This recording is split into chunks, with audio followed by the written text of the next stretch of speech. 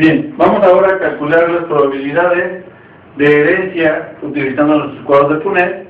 Y recordemos que tenemos a dos papás que son heterocigotos para una alteración y que la alteración es recesiva. Por lo tanto, la manifestamos con una letra minúscula. En este caso la ponemos en color rojo y tenemos aquí a uno de los progenitores y aquí al otro de los progenitores. Recordemos que estos cuatro cuadros representan el 100% de probabilidades por cada embarazo de que se presente o no una alteración. Entonces, hacemos nuestras combinaciones: A mayúscula de este lado y de este lado, A mayúscula de este lado y de este lado, A minúscula en este y en este lado, y A minúscula en este y en este lado. ¿Sí? Recordemos que la mayúscula se va a expresar sobre la minúscula, por lo tanto, esta persona que está aquí, o estas personas que caigan en esta probabilidad, van a ser heterocigotas, pero sanas, portadoras asintomáticas.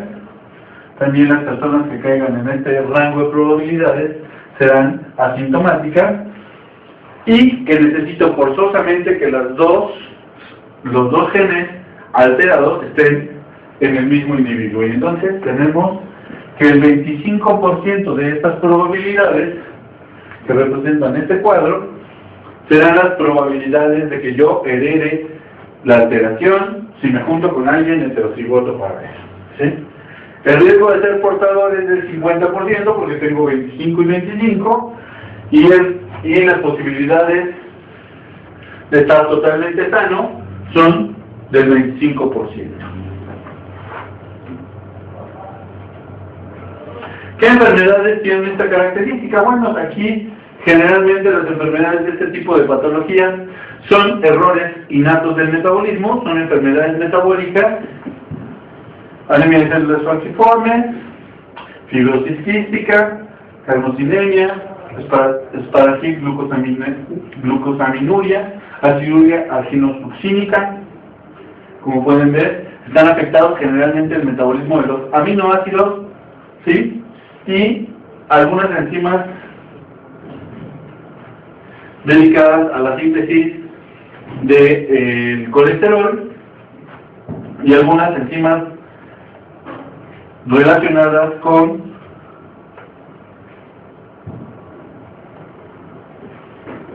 la función hepática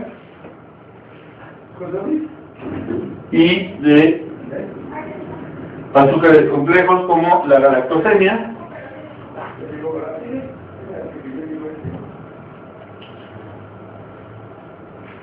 Felicitonuria, enfermedad de Resum, enfermedad de Sandoz, sarcosinemia, enfermedad de Tay-Sachs. Todas esas son enfermedades o patologías que se heredan de manera autosómica recesiva y que están relacionadas a el metabolismo, enfermedades congénitas del metabolismo. Es una gran cantidad de patologías. Hay libros y libros escritos de patologías relacionadas a esto, pero vean que afecta a todos los niveles del metabolismo: lípidos, carbohidratos y aminoácidos.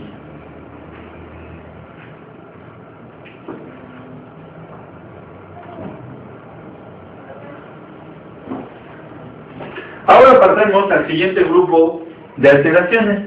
Ya no nos vamos a ir enfocados a las alteraciones que están ligados a los autosomas. Ahora hablaremos de los dos cromosomas sexuales. Tenemos dos cromosomas X y el cromosoma X, o la combinación de cromosomas XY, ¿sí?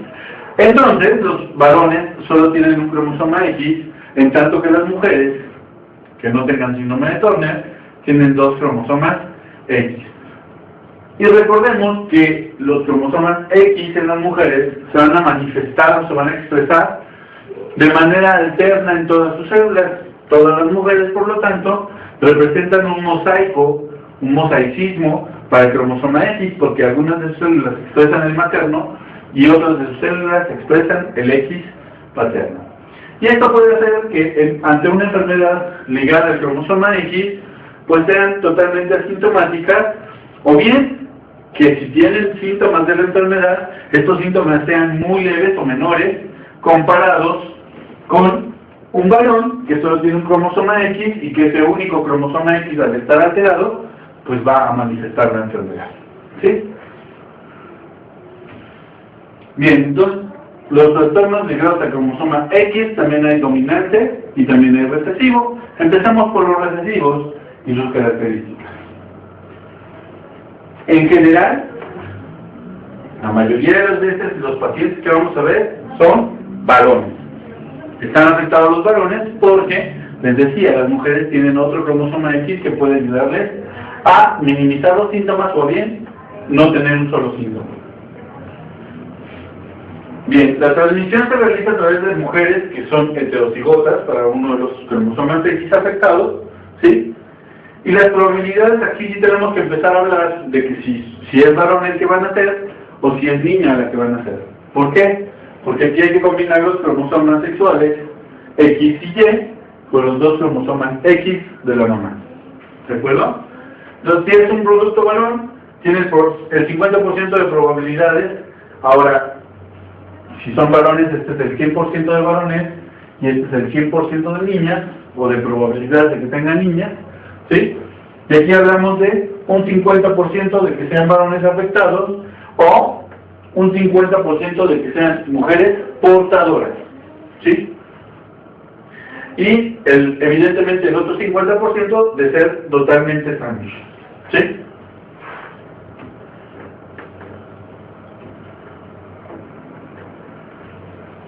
Todos los hijos de un varón afectado serán sanos, todos los varones.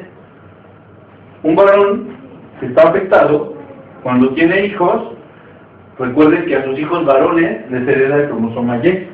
El cromosoma X vendrá de la mamá, que en este caso está sana. El que estaba enfermo era el X paterno. Y todas sus hijas van a ser portadoras del gen.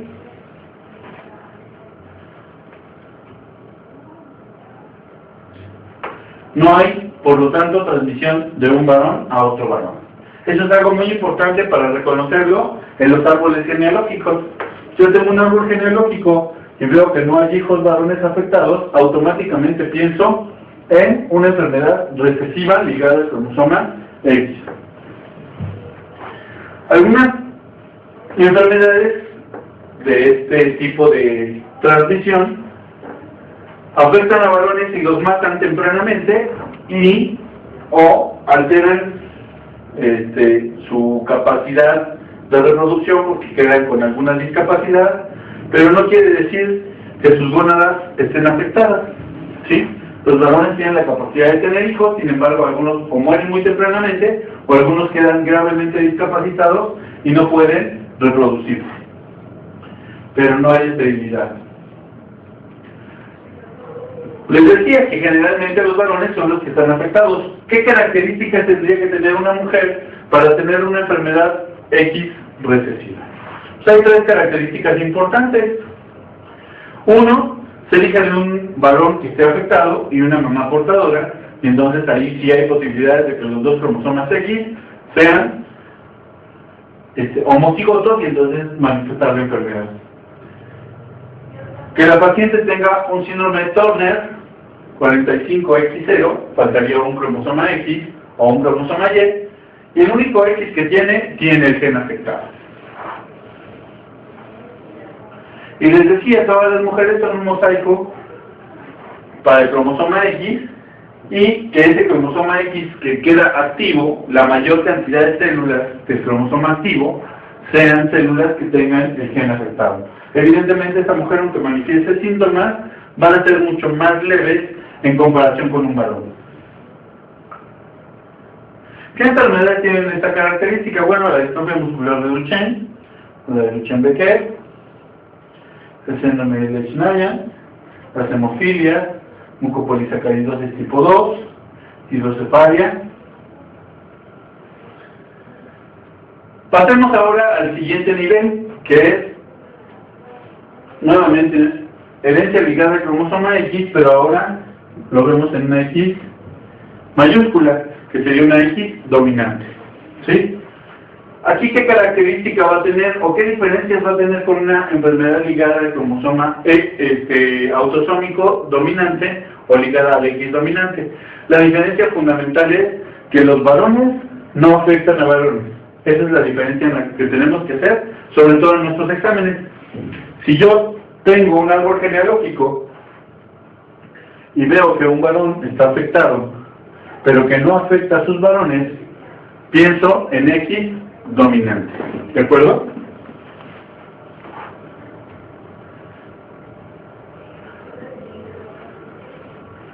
Bien, como es X dominante, tanto hombres como mujeres van a manifestar la enfermedad.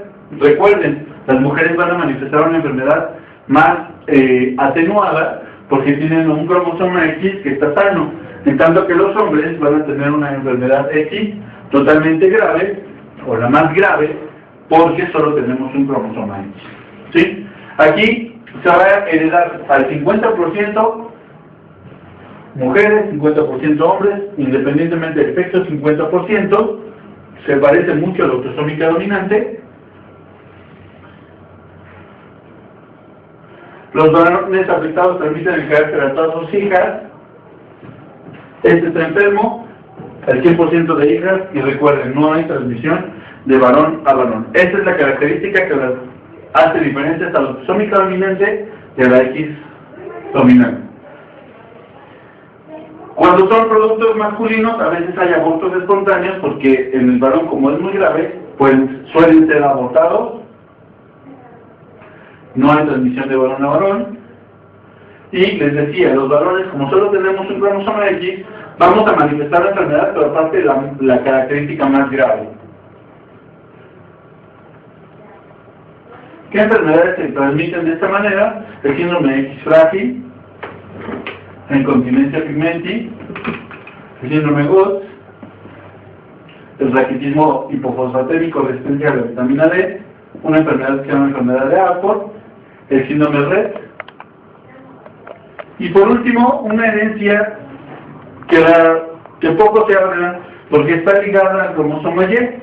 El cromosoma Y es un cromosoma muy pequeñito que tiene muy poca información para otras características fenotípicas que para la diferenciación sexual. Entonces afectaría principalmente las características de los cromosomas sexuales.